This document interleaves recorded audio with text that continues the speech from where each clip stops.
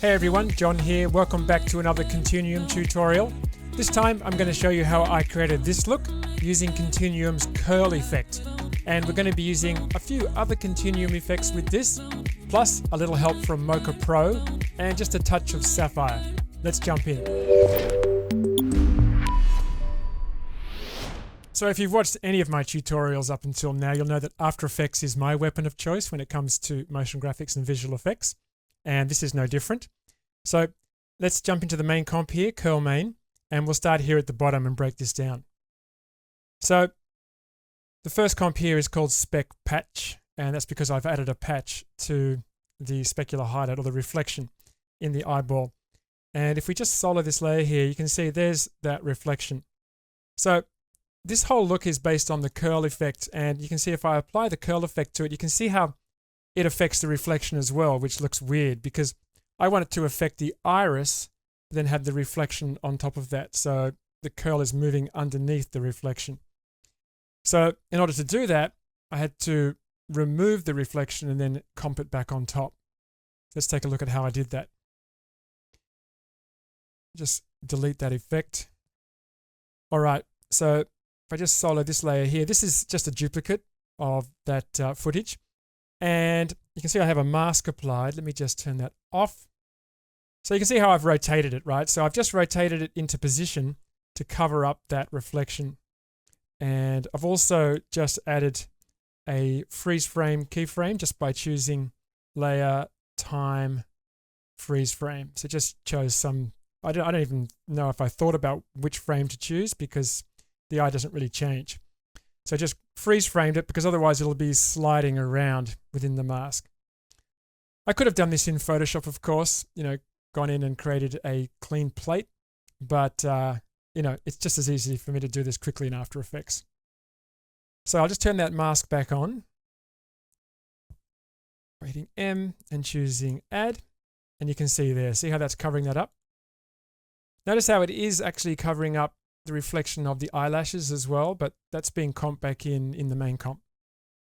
All right, so the next thing to do, of course, is to motion track this because there is actually a little bit of movement in the shot. So I've used Mocha Pro included with Boris Effects Suite to patch that in. So let's just launch Mocha Pro. This is a really easy track, and I'll just show you how I set that up.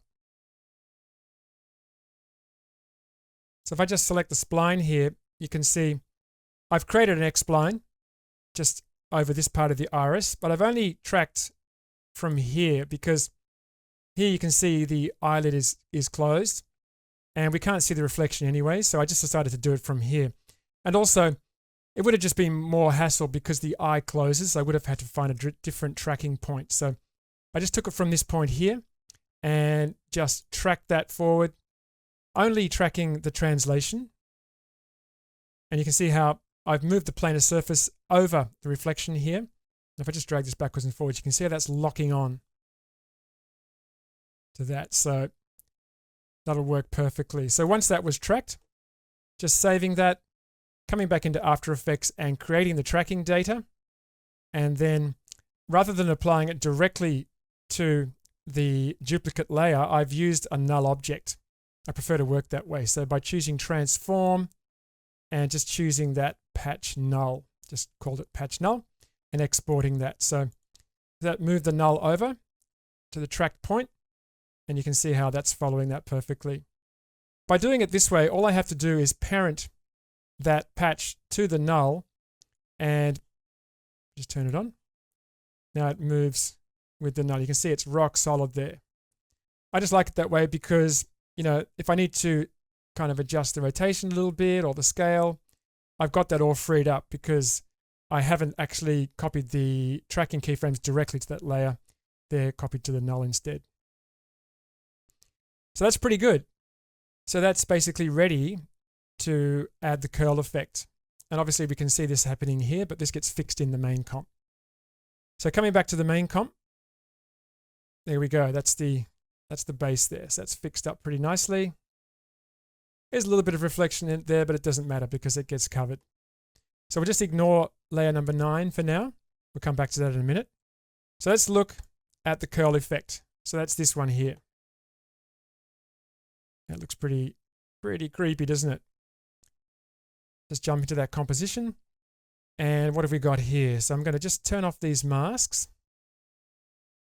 So there's the curl effect applied directly to the layer. You can see it looks pretty interesting, but not very effective for this look. So of course we have to mask it off. So one mask around the iris, just set to add like that. And to remove the eyelid, one mask around basically the whole eye, set to intersect like that. And that gets that nice and isolated there. And you can see I've just used a little bit of feather on both of those as well. Didn't want to have a hard edge around them. Okay, let's take a look at the curl effect. So I've actually used more than one curl effect here. We'll just come to the main one just here and talk about this a little bit. This is a really interesting distort effect. I haven't seen anything really like it in any other piece of software. I just love that the curl shape that it gives in the distortion. Look how creepy that looks with the iris. It really looks liquid-like, doesn't it? I love that, the way it moves through like that. I thought this is quite effective on this iris. Let's just take a quick look at the settings. Just walk through this fairly quickly. Complexity controls how many curls there are, basically. So a higher number will give you more curls, lower number gives you less. Distortion amplitude, this basically controls the tightness of the curls. So if I increase that, you can see we get even tighter spirals, which is pretty amazing, isn't it? Looks great with these colors, but too much for what I wanted here. Curl size is self-explanatory, and I'll talk about that a little bit more when we look at this one here. Direction is useful. In here, in this case, I've used a direction value of 180, and what that's doing is it's making the curls, go from top to bottom, which is nice. It looks kind of creepy as well, having them go from bottom to top, but I decided to have them, moving downwards. Direction spread controls the distance of the curls along the direction angle, so how tight or how far apart they are. And speed is self-explanatory, random seeds self-explanatory. And advanced sampling will just give you, slightly better sampling. The rest is very straightforward. Mix with original. There's our pixel chooser, which is built into the Continuum effects, which is useful. And also the beat reactor to be able to link the curl parameters to music. And I haven't used any of those. All right, so that's the base curl effect. And I thought that was looking pretty nice. Notice how, though, in sort of this area here and this area here, we're not really getting very much movement. I wanted the eye to have a little bit more movement. And in order to do that, I've used a second curl effect. Take a look at this one. I'll just preview this. You can see this is much more subtle movement. And if we just twirl it open, you can see I've really knocked the distortion amplitude down, and I've beefed up the curl size, so a much larger curl size. And that's giving us more movement across the entire iris, but it's just kind of this slow, kind of squirmy movement, which is what I really wanted. I wanted more of the iris detail to look as if it was moving or squirming around. And adding that one on top of that, I thought just gave a more interesting sort of creepy effect. So basically, without the second curl, we've got the curls moving through the iris, but they almost look like they're moving through a stationary image. With that second one, we get this sort of, base motion where the whole iris is kind of squirming around. And I thought that combination of the two curls just looked a little better. Just a little creepier. And lastly, I've used Continuum's Bulge effect. You can see how that's shrinking down the pupil. And that's just by adjusting the perspective. See how I can pull that in. Going too far looks a bit weird, but I wanted to, if I just turn this off, I wanted just to pull it in slightly. I thought that looked a little more interesting to have that like that. It's given it a little more flow, sort of a flowing look. I like that. You could also, of course, you could animate this, you could animate perspective or radius to have the iris dilate as well if you wanted to, like that, which is quite cool. It looks nice happening before the curl effect because it's increasing the length of the curls. Very nice. So that's how I created the look for the curls. The next layer in the stack is a duplicate of layer 8. And when I turn this on, you can see how that brightens everything up. I just wanted it to look a little more vibrant. So just by duplicating that and using the color dodge blend mode, but also using Continuum's levels gamma effect and blur. Just turn that off. That's what we've got there. So I used levels and gamma just to knock that back a little bit. It was a little bright. And also the blur effect, just to blur that out a bit. I just felt that it was looking, there's a little bit of grain in this shot and it was looking a little bit grainy. Just by blurring that out, made that look a little more dreamy, I guess. And also hid some of that grain. Because as the curl moves through the grainy areas, you can see we haven't got any grain there and we've got lots of grain there. And that just knocks that back a little bit. Of course, we could always add some grain on top of it as well, but I didn't do that. So that just makes that a little bit brighter, a little bit more vibrant. Brings out some of the color. Okay, so now we have to add back in the reflection. So that's what this layer is. You can see if I just solo this layer. This is really simple. Just turn the mask off. So this is just the original footage with a mask. And I haven't even keyframed the mask. I've just created a fairly large one and given it a little bit of feather and just put that over the top. So we've got this and this, and we've got that sitting back over the top. Got to turn the mask back on though, of course, like that.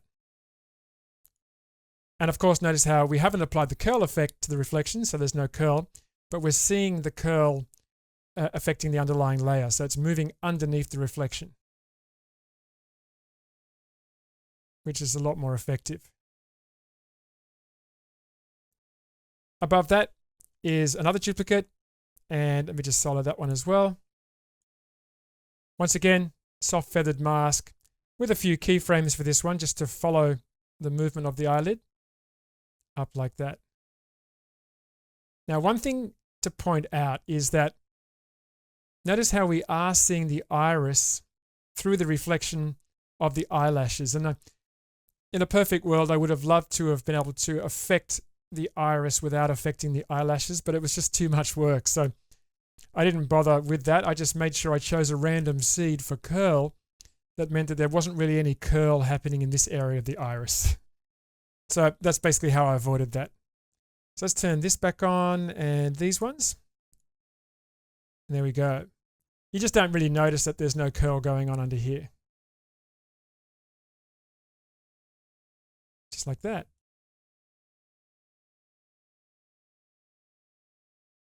Super simple. Now, I actually tried a few different random seeds for curl, and I noticed how I was getting some nice curl on the edges of the iris. And when I finally got the look dialed in for the curl that I have here, I lost some of that. So what I decided to do was use a couple of adjustment layers with curl applied and just isolate that. Just turn that on. See how I've just isolated a curl to the edge? And I've just changed the direction to -90 so it shoots off to the side.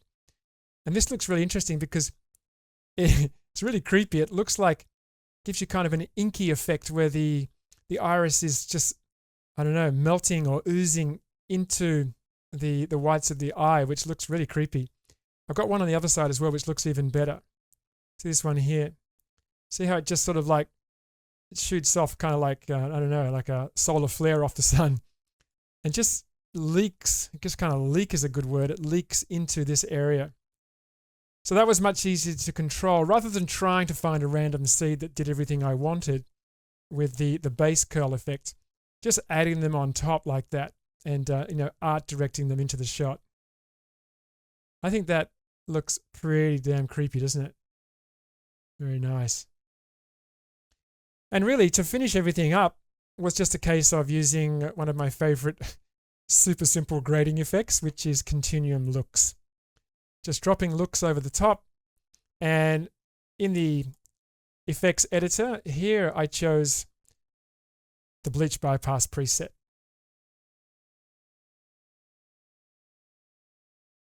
Just a simple bleach bypass, and applied that to the whole shot. But I did go through a lot of these and just trial them, and I could have chosen any number of these, but I thought the bleach bypass looked pretty good.